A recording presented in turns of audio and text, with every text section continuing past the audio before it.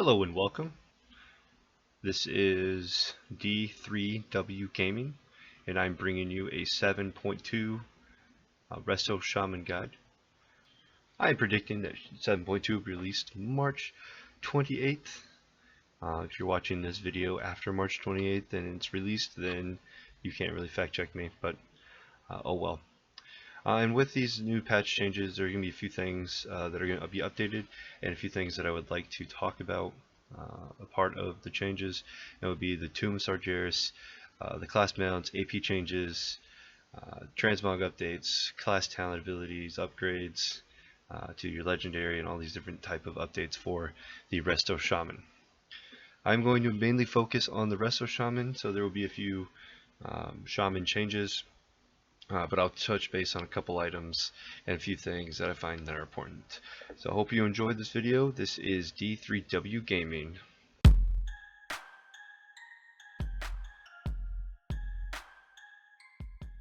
Alright, here we go. I'm going to start with the 7.2 changes to the Resto Shaman talents and abilities.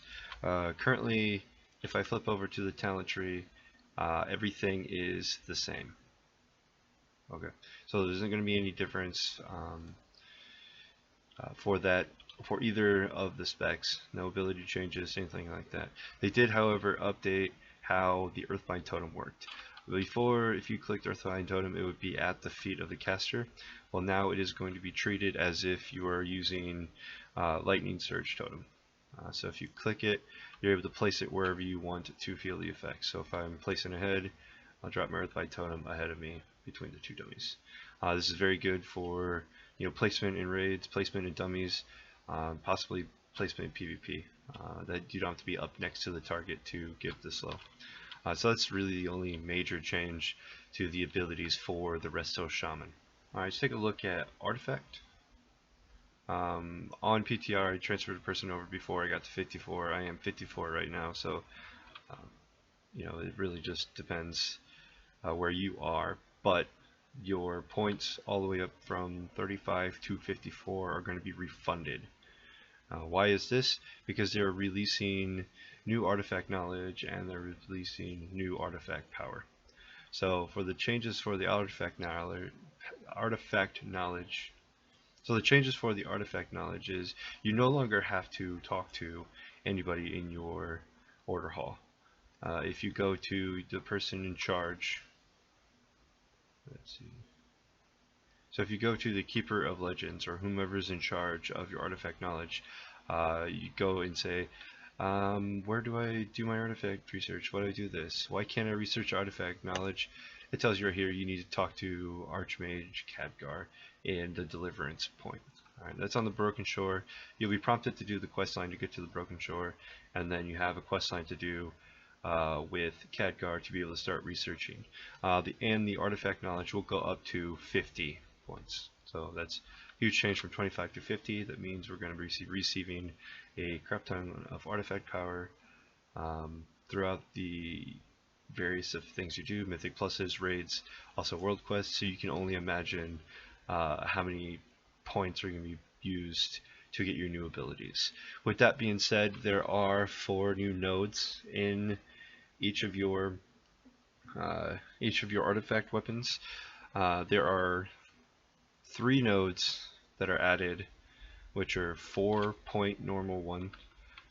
So if you go, so in here, these are 3 of 3s, but 4/4 with the relic. Well, you're getting one that's going to be a 4-pointer.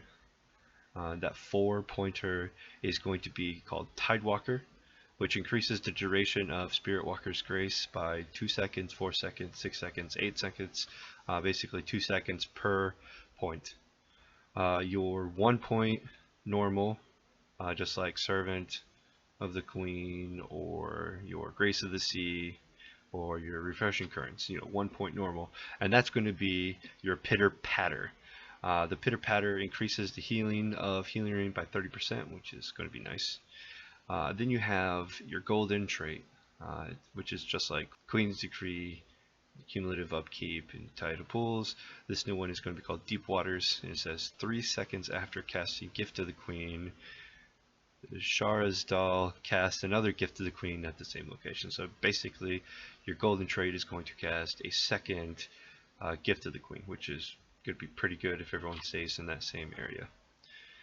Then your traits, your Concordance of the Legion Fall node is going to go from accepting 20 points all the way up to 50 points. So you can see why we need the artifact knowledge to go crazy high to load points up into your artifact weapon. Speaking of artifact weapon, there are also new appearances, and if you can see that these are all relative to what you've gotten before, except for this new tab called the Frozen Fate. So it starts off with this blue kind, then goes with the teal, red, which is pretty sick, and then you have your yellow.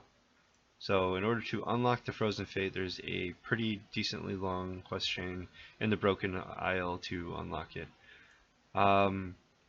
Then to unlock these, you need to defeat Heroic Kill Jaden using this challenge artifact appearance, win 10 rated battlegrounds using this, and then defeat all Legion dungeon bosses using this challenge artifact appearance. This is supposed to be gated between, super difficult tasks to unlock these. So I know that this first one is going to be really hard to get, and then unlocking these are probably going to be really simple if you have Heroic on farm, or if you're into battlegrounds, or just do all the dungeons. Pretty simple. Alright, so that is the artifact weapon appearances. Another thing to address are the legendary changes. There aren't any specific legendary changes for the Shaman legendaries. The only one to change is the Akainu's Absolute Justice for enhancement shamans. It doesn't affect Resto in any way, but there are two legendaries that are changed that do affect different gameplay. The Roots, they add a stat to it, so the plus 680 or 658 crit strike makes the legs desirable as a Resto, because just had haste, no crit less patch. And then Sefu's gets a buff as well. Gain 10 increased movement speed and 2% haste, successfully applying a loss of control effect. Enemy interrupting an enemy or dispelling any target increases his effect to 70% of movement and 25%. So you get a base 2%, a base 10% just by having it on, and then once you do successfully do your interrupt or your dispel or anything or stun, you do get the 70% increased movement speed and 25% haste. Haste isn't technically a favorite for shamans, but in Mythic Pluses it won't hurt to have haste at all. So there's two legendaries that have changes on them that are pretty good and worth checking out if you don't have some of the other legendaries. So this right here is probably my favorite part of 7.2. It is the class mounts. This is the Shaman one. Everyone's going to be writing them, but I don't care. It's just going to be a lot of fun. The colors even change for the spec that you're in. Alright, so this right here is the Resto one. If you would see a fiery one, that is going to be your enhancement one. If you see a stormy one, that's going to be your elemental one. So it's just overall fun. It's actually pretty simple to get it as well. There's a few things that you need to do. You need to get pathfinding 1, which is actually really easy to get if you've been just playing the game. But you need to complete Explore the Broken Shore, Defender of the Broken Isles, which is just defeating the new Legion areas, and then get Revered with the Legion Fall Commander and pay 2,500 nether shards. It's pretty easy, and I can't wait for it. Alright, so whenever you start